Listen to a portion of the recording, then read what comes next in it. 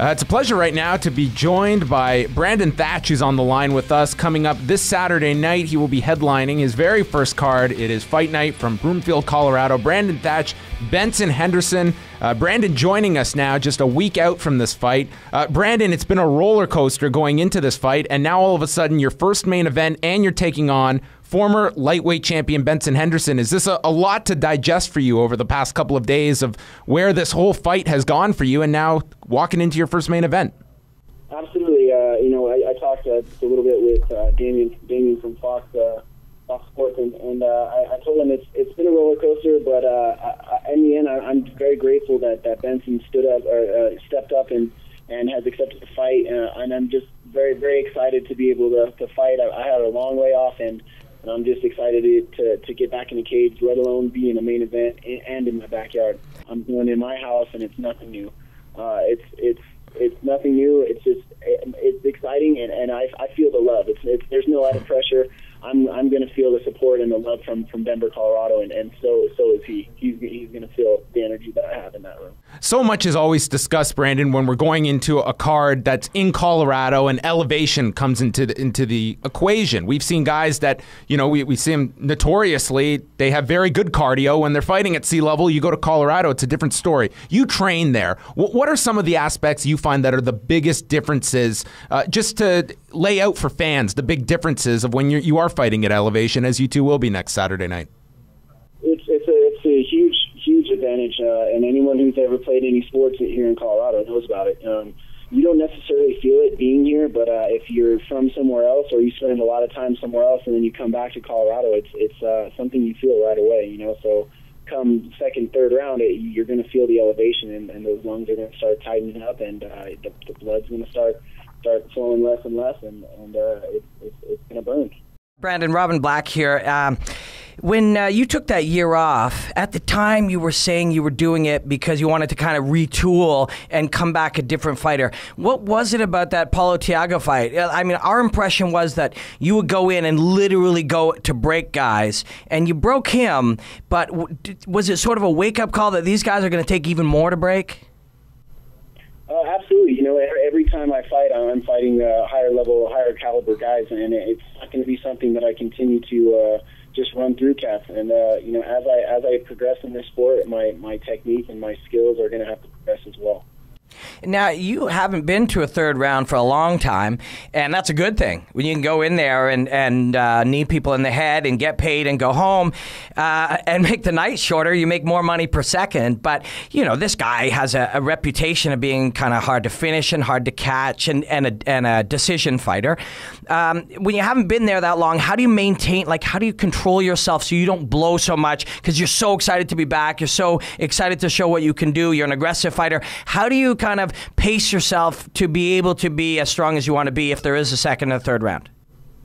That's just mental discipline. That's something that if the game plan is to go out there and get in his ass, then I'm going to go out there and get in it. If it's something that if I'm not feeling it and he's a little bit trickier than I had expected, then you pull your foot off the gas a little bit and you kind of coast a little bit. But that's something that I won't know until I'm in there and we touch gloves. It's a big switch going from Stephen Thompson to Benson Henderson. A lot of added focus now with Benson Henderson just coming up to 170 pounds. You have such a short window to prepare for Benson Henderson. How are you preparing for that in such a short amount of time where a lot of stuff gets thrown out? I'm sure you would love a full camp to get ready for Benson Henderson. That's not the reality for this fight. So what aspects are of most priority in getting set for such a big fight in your career? He's a different opponent completely, so the game plan just changes, but preparation is still there. I still have prepared correctly for a fight. In the end, it's a fight. You have these ideals and visions in your head of how things are going to go, but in the end, it's a fight, and I'm going to react, and he's going to react, and hopefully my reactions are better. It's certainly a very big story this week involving Anderson Silva. And as a fighter, I just wanted to get some of your reaction because it's dominated the headlines this week. What was your reaction hearing the news involving Anderson Silva and his drug test this week? As a fan of Anderson Silva, it was sad. It was sad, and Diaz getting popped is nothing but to be expected. I'm a fan of Diaz as well, but and there's I wasn't like shocked when he got popped for lead, But it's sad on Anderson's end, and I think it kind of puts a tarnish on his legacy. And as this sport continues to grow and the athletes are continue to be challenged, I think there definitely needs to be harder testing, more continuous, and there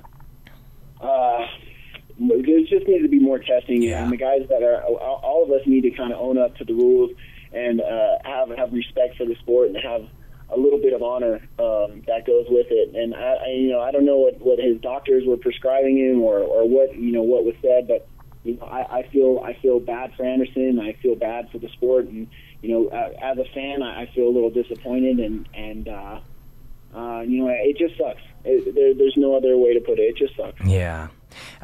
We've called your fights up here on Fight Network since Instinct. We were calling Instinct MMA in Montreal.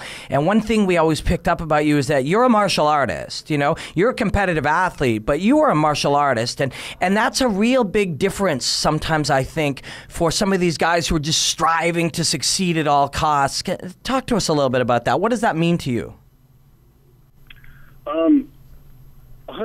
I feel like a lot is lost in. I feel like a lot is lost in this sport, and I feel like a lot of people just look at us as blood sport fighters, and a lot of people don't realize how much respect and honor goes into this sport, and I really truly think that the athletes and the competitors need to bring a little bit more of that back.